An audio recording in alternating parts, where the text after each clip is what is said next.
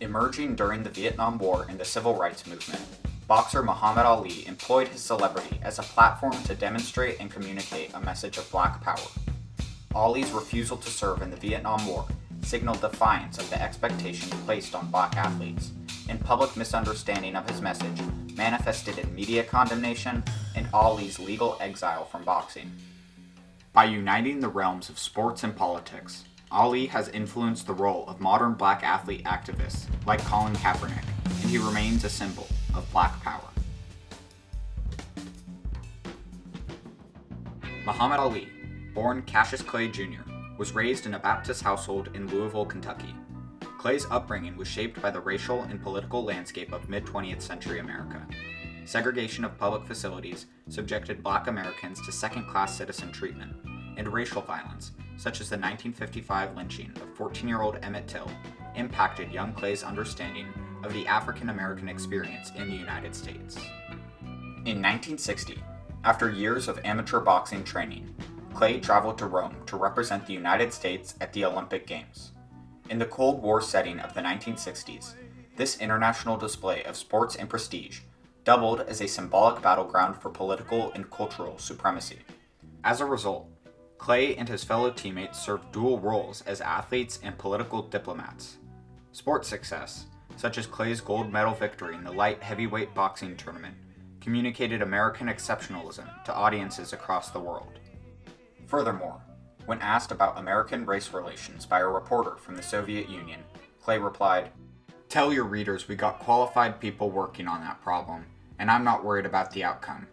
To me, the USA is the best country in the world, including yours." In this way, Clay's early media presence communicated patriotism and indifference with the political status quo. Entering the ranks of professional black athletes in mid-20th century America, Clay came to realize how his identity was defined by the limitations and expectations placed on him by society. Just as civil rights activists were derided for upsetting the social order, bold black athletes faced public criticism. More than their white counterparts, black athletes were expected to be law-abiding, humble, and patriotic role models. In his early professional career, Clay's public identity quickly evolved from the former All-American Olympian. Firstly, inspired by the showmanship of professional wrestling, Clay developed a boastful and outspoken media identity, understanding that controversy and publicity were the keys to a lucrative competitive career. All these big mouth people here in Miami talking about I talk too much and this one's gonna whoop me. Well, I want all of them to be there, and I'm gonna shut up all of his mouth. Later, as part of his political and religious evolution, on February 6, 1964, the day after beating Sonny Liston to become the heavyweight champion, Clay publicly came out as a member of the Nation of Islam. The Nation of Islam, a national Muslim organization focused on black empowerment, preached messages of black separatism and denounced the white power structure. Why are we called Negroes? Why are we deaf, dumb, and blind? To Clay, the organization's message resonated with his experiences in a nation where he was denied equal treatment and free expression. Accordingly, he would later reject the slave name of Cassius Clay and take on the new name Muhammad Ali. So you want to keep calling me a white man's name? I'm not white. I don't want to be called after your name no more. I'm not no slave. I'm Muhammad Ali. Ali's actions demonstrated not only a departure from his role as the obedient black athlete, but they signaled a complete rejection of the white power structure. To the public, Ali's actions were understood as a rejection of America and an acceptance of an extremist philosophy espoused by radical leaders. Furthermore, many white and black representatives in the media characterized Ali as brash, boastful and tedious, and brainwashed.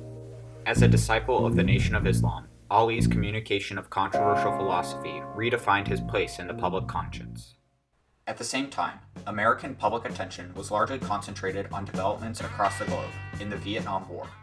As casualties mounted overseas and reasons for U.S. involvement remained unclear, a growing anti-war movement within the United States found voice in a new representative. When, on February 17, 1966, Ali became eligible for service in Vietnam, he had already demonstrated his opposition to service on religious and racial grounds. Public criticism of Ali amplified in response to his actions and inflammatory statements. I'm asking you if you apologize for the unpatriotic remarks that you made. I'm not apologizing for nothing like that because I don't have to. I'm just apologizing for what I said to the newspapers and to the press. Public criticism of Ali amplified, especially when he refused to stand for induction at the Armed Forces Examining and Entrance Station in Houston, Texas on April 28, 1967. The legal bodies of sport and government responded to Ali's actions by stripping him of his title, revoking his state boxing licenses, invalidating his passport, and mounting legal proceedings against him. Despite his effective exile from boxing, Ali's celebrity provided him with a continued platform to communicate on behalf of himself, the Nation of Islam, and the black people of America. Through the justice system of the United States, Ali and his legal team continually argued for the recognition of his religious beliefs. Additionally, speaking tours at universities across the nation and media appearances allowed Ali to display intelligence and sincerity when discussing his beliefs. What Elijah Muhammad is doing to you is diseasing your mind. Every black man watching this show know you are enemies, and you have the nerve to stand up here and say Elijah Muhammad is poisoning my mind. He cannot teach us that you are enemy. You taught us. Eventually, public understanding of Ali's message grew, as it was backed by a growing coalition of supporters. A pivot in the civil rights movement towards anti-Vietnam War activism, led by leaders like Martin Luther King Jr., legitimized Ali's objection. Do you share the same concern that Muhammad has for his draft status? Oh, I certainly do. My views on the draft are very clear. I'm against it. Additionally, on June 4, 1967, a group of prominent black athlete activists, including Jim Brown, Bill Russell, and Lou Alcindor, later known as Kareem Abdul-Jabbar, expressed their support for Ali, further legitimizing his message in the eyes of the public. These athletes, part of a growing phenomenon of black athlete activism in the 1960s, sought to use their platform to promote black power and redefine the expectations of black athletes. At the 1968 Olympics, gold and bronze medalists Tommie Smith and John Carlos controversially raised their gloved fists as an expression of black power. Following the demonstration, the pair was suspended from the Olympic team, repeating a pattern of punishment for outspoken athletes like Ali. Due to the highly publicized nature of Ali's case, the Supreme Court agreed to review it. On June 28, 1971, the court issued a unanimous decision confirming Ali's right to conscientious objection. The court's decision demonstrated that Ali was legally entitled to communicate his political and religious philosophy. Returning from exile, Ali remained committed to establishing himself once again as the greatest in some of the most publicized matches of his career. Facing formidable opponents like Joe Frazier and George Foreman, Ali manipulated the language of his bragging and taunting to reinterpret the racial and political dimensions of his fights. You're too ugly to represent us colored folks. These Africans think all of us ugly. In the lead-up to the historic Rumble in the Jungle in Kinshasa, Zaire on October 30th, 1974, Ali was lionized as a Pan-African icon and a champion of the decolonization movement, in which the nations of Africa sought liberation from the dominion of European colonial powers. As a result, Foreman, also a prominent black boxer, became symbolically associated with the white power structure of the United States and the European colonial powers. Therefore, Ali's knockout of Foreman in the 8th round communicated a victory for international black power. Since Ali retired from the ring in 1981, athlete activism in the United States remains important.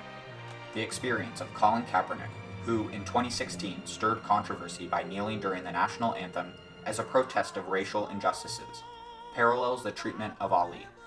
While the political landscape of America has evolved, it is clear that the public understanding of sports, politics, and the expectations of black athletes have remained unchanged in many ways. As a champion of black power, Ali unapologetically conveyed confidence and intelligence in a culture where black athletes were burdened by societal expectations. Through his refusal to serve in Vietnam and his boxing success, Ali communicated religious and political messages, leading to public backlash.